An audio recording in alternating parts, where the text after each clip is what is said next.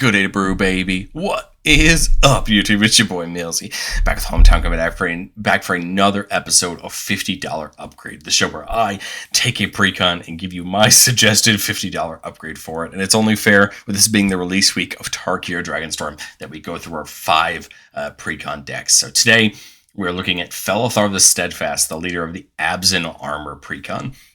If you're interested in more of an upgrade, more of a brew for the commander, up on the channel today is going to be my regular brew for Felethar as well. So if you're interested, check that one out.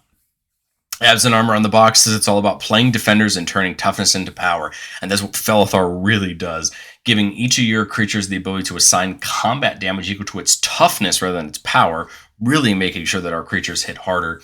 And then allows our creatures that have Defender, which normally wouldn't be able to attack. And if that isn't enough, and that's already a great line of text on a commander, considering that Doran, a very popular Abzan commander in this space, only has that top line of text on its text box, and it's a very popular commander in its own right.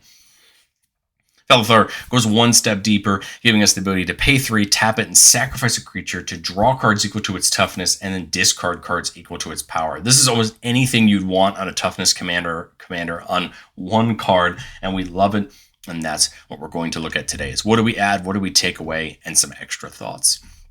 I want to give a quick thank you to the channel members. If you're interested in seeing all of our videos a couple days early, check it out, just $1 below the video.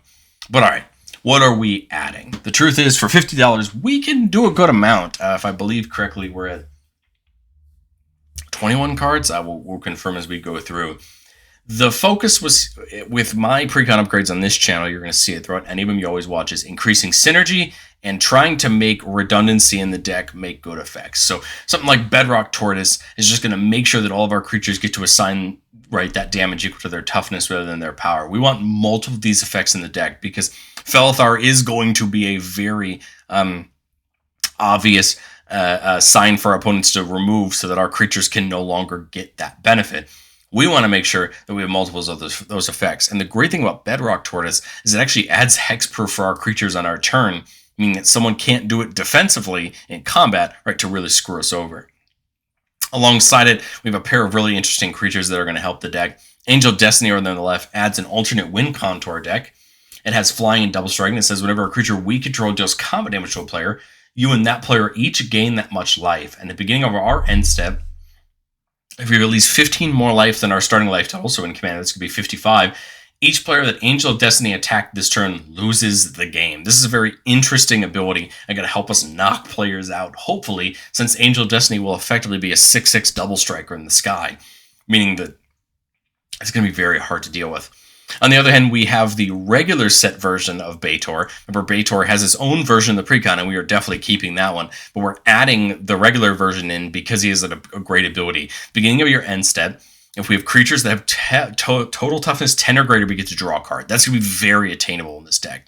If we can get to 20, we get to untap each creature we control, effectively giving them vigilance, and that's great. But if we can get to 40, each opponent loses half their life rounded up. This is a killer ability on a 5-mana creature and should be doable in this deck because all of our creatures have decently high toughnesses. Speaking of a creature with high toughnesses, Essence of Antiquity, a 5-mana 1/10 that has a nice ability. If we do play it face down for its disguise cost, we can flip it up anytime to give our whole board hexproof and untap our creatures.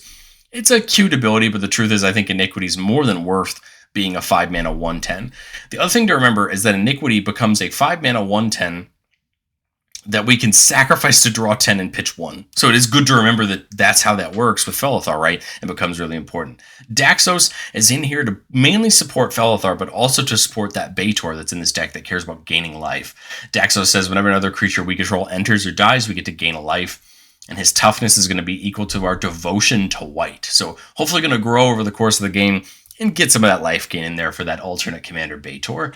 Crystal Barricade gives us hexproof and prevents damage, non-combat damage that would be dealt to other creatures we control. Hopefully going to help with board wipes like Blasphemous Act and any other damaging type effects people might use to try to wipe all of our creatures out at once. Dormant Grove feels like a great card in this deck.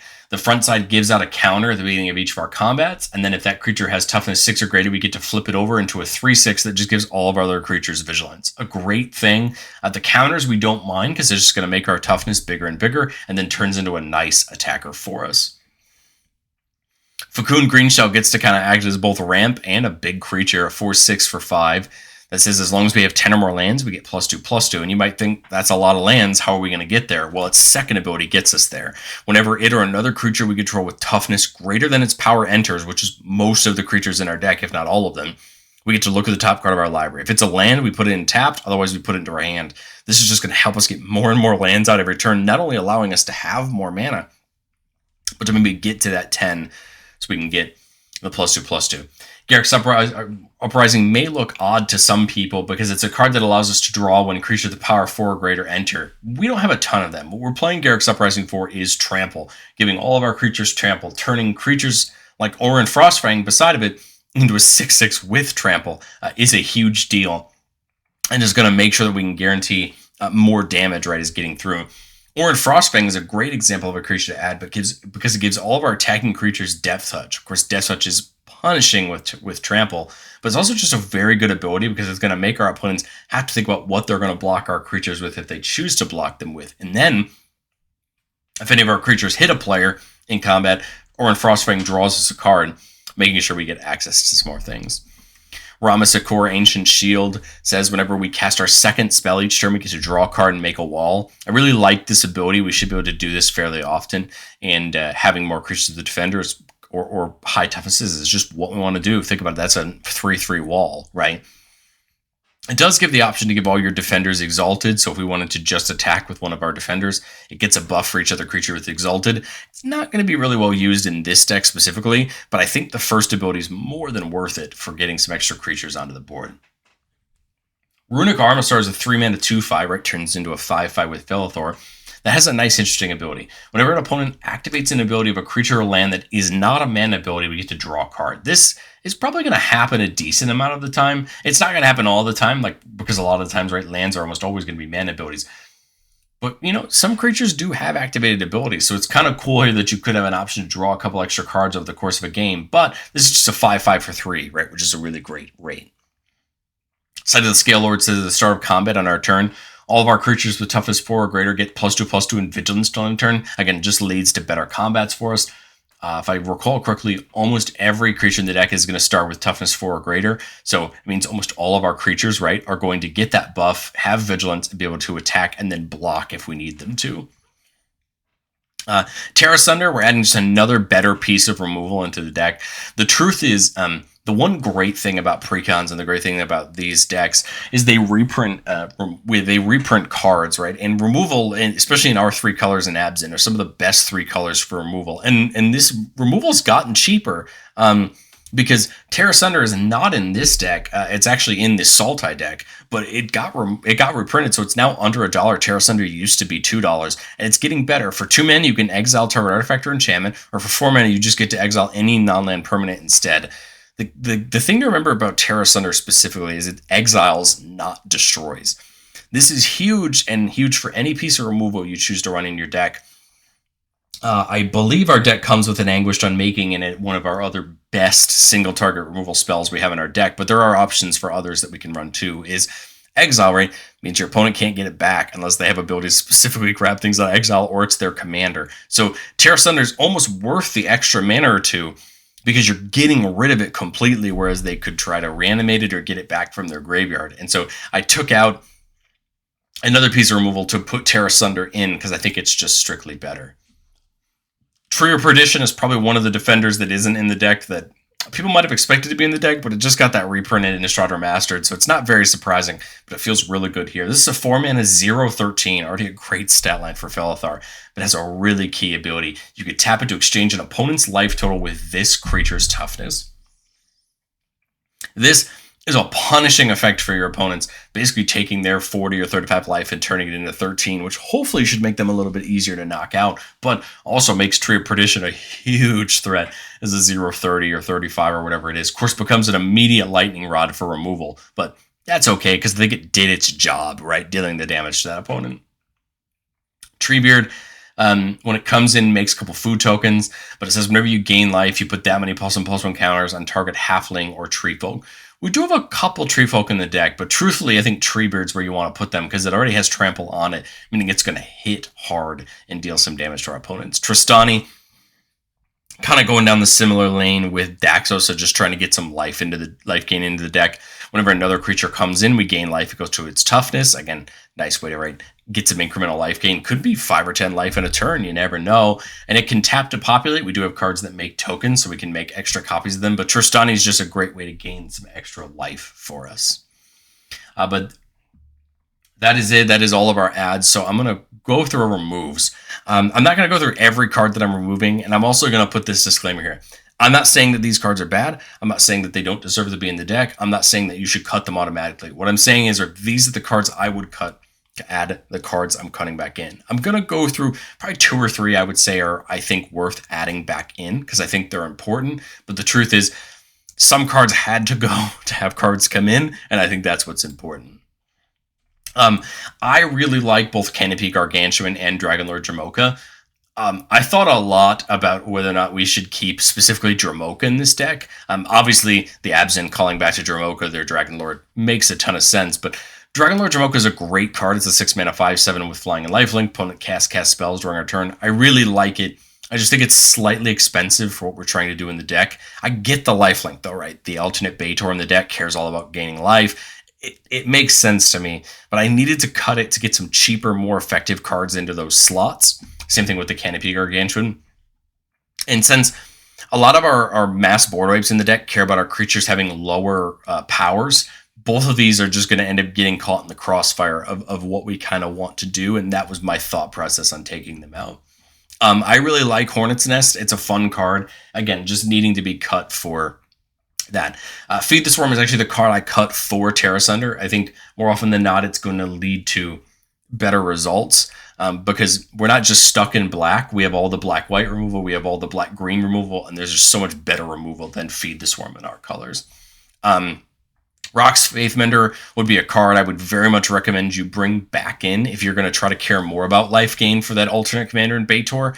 There's ways to do that, right? I mean, you can give creatures lifelink. You can care about when creatures come in. There's a lot of ways to build around that lifelink. It's just, since we really don't have enough of it to really care, I didn't think the Faithmender really mattered that much. Yes, it gains life, and yes, it's a 5 toughness creature, meaning you're gaining 5 life, which would be 10. I know. It has all the makings of a good card in the deck, but the truth is, it's probably one of the first cards I would bring back in if I played one of those new creatures or if I played another creature in the deck, and it just never really seemed good in the right spot. Maybe bring that Faithmender back in the slot for it. Seedborn Muse is an absolute house of a card, untapping all your permanents on each other player's untapped staff. I really like it. I think, again, it's another one of those cards that I would probably look to bring back in because I think it's worth all the value that it does. The truth is, I just think the reality of this is we have to find more creatures that are coming in, adding into what Felithar wants to do and kind of what our synergy needs to be. And so I think a card like Seedborn Muse is going to be a casualty to that. But the nice thing is, if you care about either putting Seedborn Muse in another deck or trying to sell it back to one of the card websites out there, you can get a few dollars back, right, to work towards this deck or another deck. And then, of course, the meme of Zatalpa getting reprinted in absolutely any deck that can have it.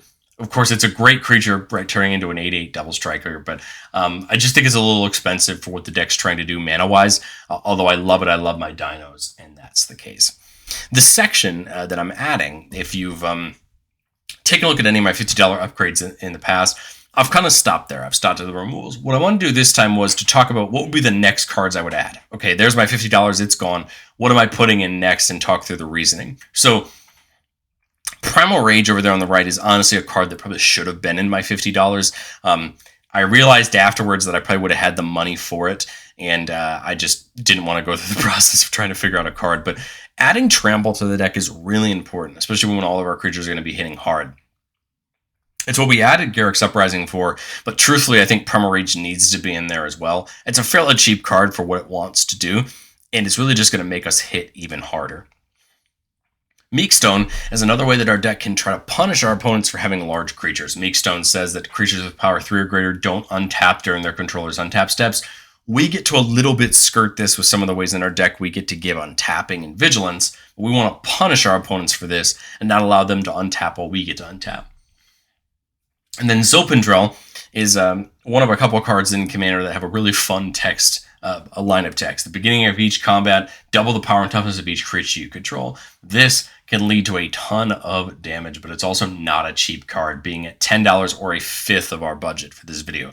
I really like Zopandrel. It's in the full brew of this deck, but the truth was, I'm trying to add the most I can for the money we have, and I think Zopandrel, although it's a really great card and I want it to come in, I couldn't justify blowing a fifth of our budget on it, especially when we needed to get some other effects into the deck.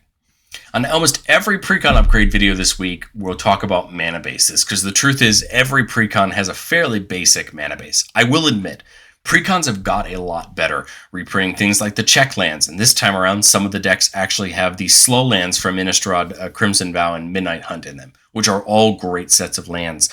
But the one thing that I really like about the check lands getting reprinted is the Verge lands that we just got introduced in Duskmourn and Aetherdrift are really great for these decks. They all come in and tap for one color.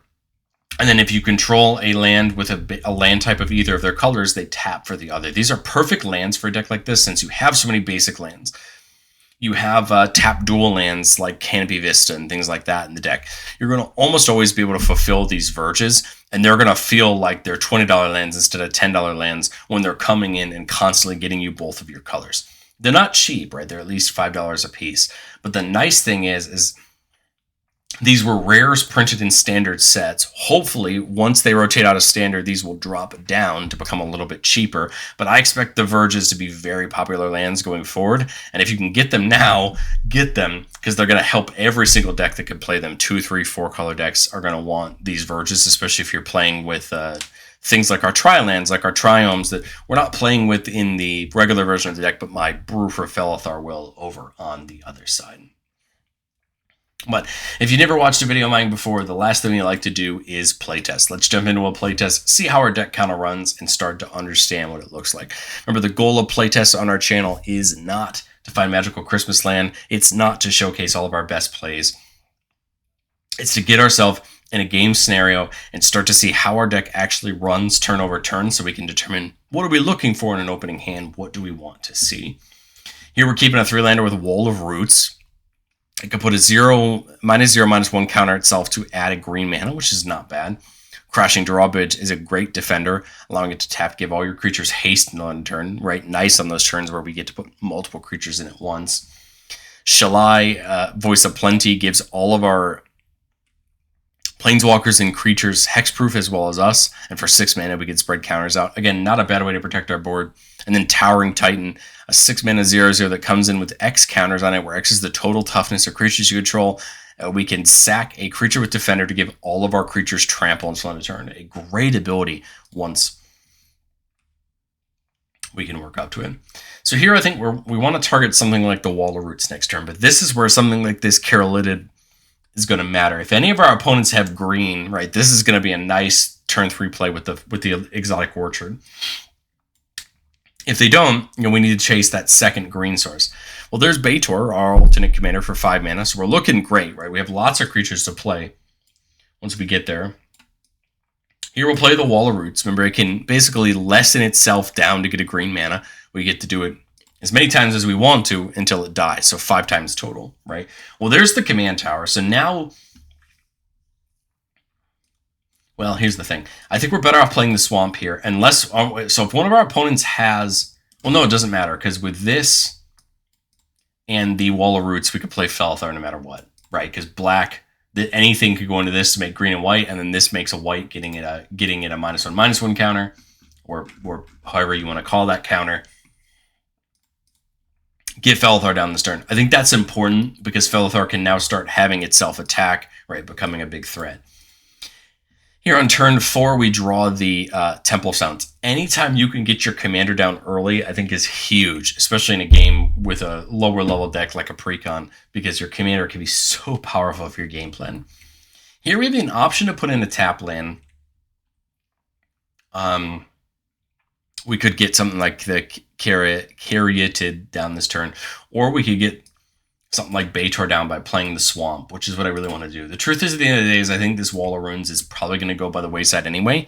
What we could do next, what we could do on a future turn is pay to sacrifice it to draw a couple cards before it dies. But the truth is, this mana is just really important to help us get our things down. So Betor said at the beginning of your end step, put a number of counters on up to one target creature equal to the number of life you've gained this turn. Return up to one creature card with mana value less than or equal to the amount of life you gain this turn from the graveyard back to the battlefield. Could be really great once it starts attacking, right? So we can get this wall of roots right back every time for mana and just sack it when it gets too low. Because my thought here, let me show you how this would look. So we play the plane here, we play the drawbridge, right? Sack this wall of roots to Felithar for 3 mana. It was an 0-3 at the moment, so we're going to draw 3, right? Betor attacks this turn. It deals 5 damage. It can put 5. We can distribute. So we could put a number of. So we could put the number of those counters on something. I think Betor makes the most sense, right? Because it's in the air. It has the biggest chance to keep hitting. And now we get the Wall of Roots back, right? Because we do it where it's mana values. Oh, it's the life lost this turn. I apologize. It's the life lost this turn. It's good to remember. Reading the card explains the card. So no, it's not as easy to get it back as I thought it was, but I still think it's fine because we drew a ton of other cards, including the thing like the Battleman, which can gain us more mana. Temple Sounds Intact. Tower Defense is a really interesting card, giving all of our creatures +0/+5 until end of turn. This could be really, really good for us. So I'm thinking Keralidid to draw us a card. We could tap the drawbridge to give all of our creatures haste, mainly just the Keralidid, and then we could Tower Defense this turn, making this a 15, this a 10, and this a 10. Just a ton of damage, right? Or we could play the Battlement, give them all haste, and then still play the Tower Defense, getting the same value but getting an extra creature down. You could start to see, right, where some of the sequencing will become really important. I think that's well worth it, because now that can tap for the Tower Defense. It actually could... we have 3 creatures. It actually could get the Jade Offshoot and the Tower Defense in, just again get more creatures for next turn to attack, right? You still get the same +5 buff. I guess we'd have to do it in the main phase, right, if we want to use the green for the Jade Offshoot. Otherwise, we could just do it once we see whether or not creatures are blocked. I think that makes the most sense for the Tower Defense. Someone may not want to chump block Felithar as a 5/5.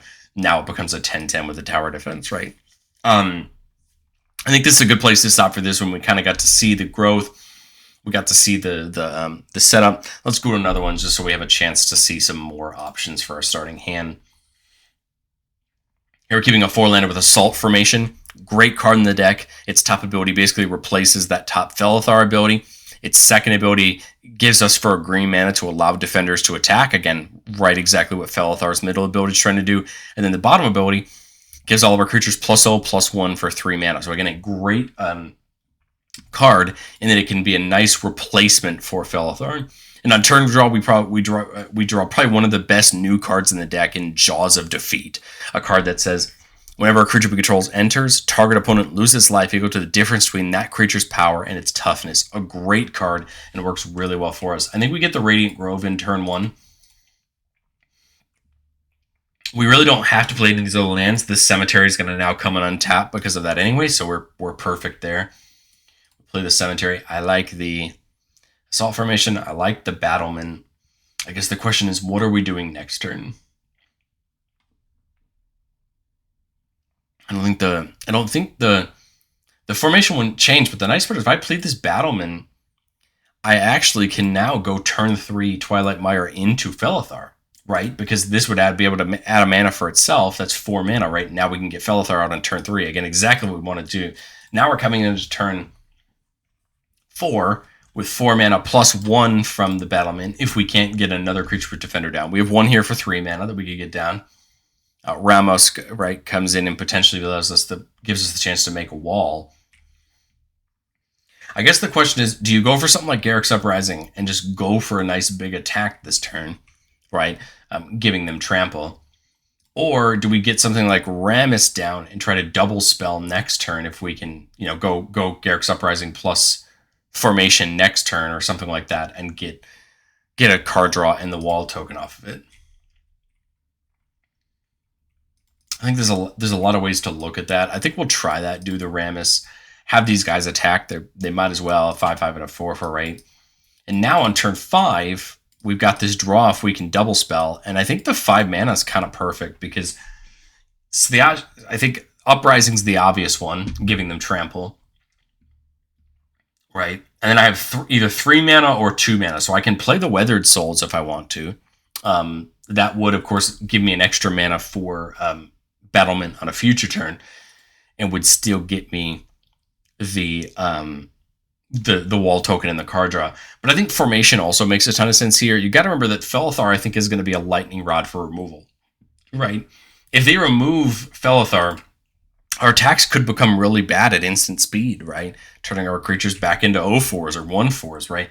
So I can kind of see the reason to play Assault Formation here as well, to, again, make sure we're always having that ability and making sure that we're keeping that protection there for our creatures. Now that Garruk's Uprising is still really good, and we can attack with these guys, and they have trample, and I think, we're good to go for this turn.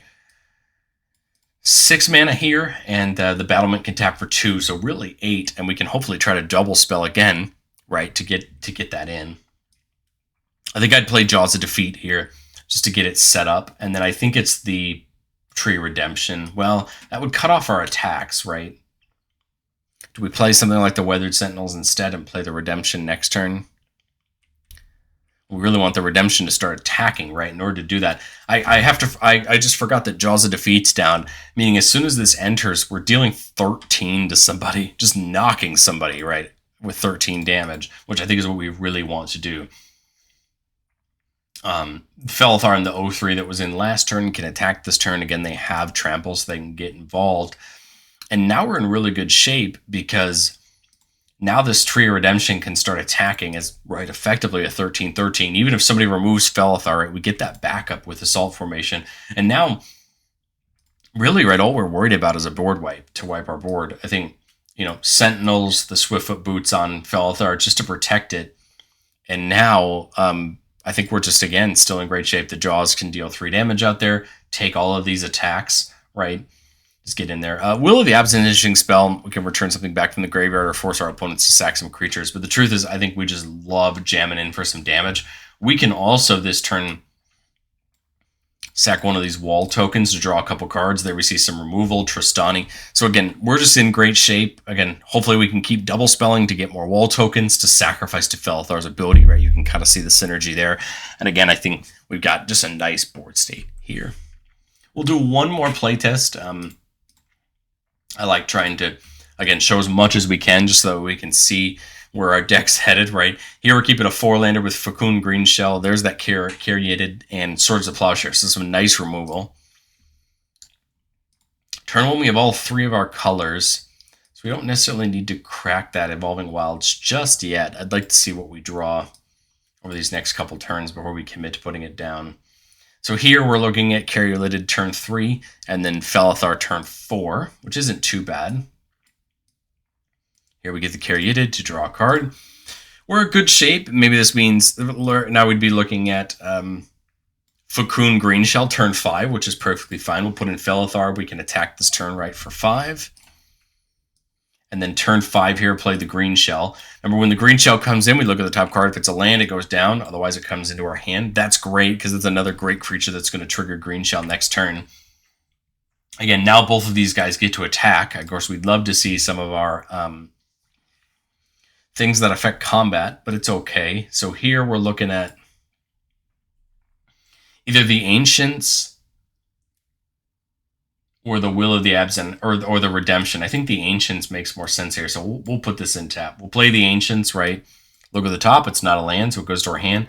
And now, great, we're up to 6 lands. We're almost, right, we got 4 more for the Greenshell. We've got a couple more in our hand, so we're doing in good shape. Now this is a 10-10 that's coming down, right? And it's going to start being a threat to our opponent.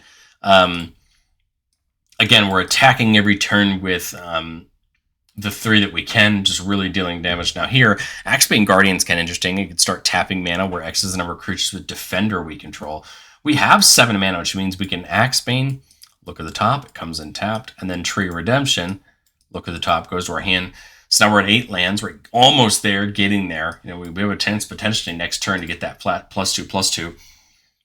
And now we have good attacks. If we want to sit back and defend, we can do that as well. Again, we didn't see something like the Jaws of the Defeat or those trample enablers like we would have liked to have seen, but our creatures are still hitting us hard, especially something like this 2/10, and we should still be able to kind of use them for offensive benefit. But let me know, what do you think of my $50 upgrade for Felithar? I'd love to know what you added into your deck down below. Let's have a conversation about it, and I will catch you on the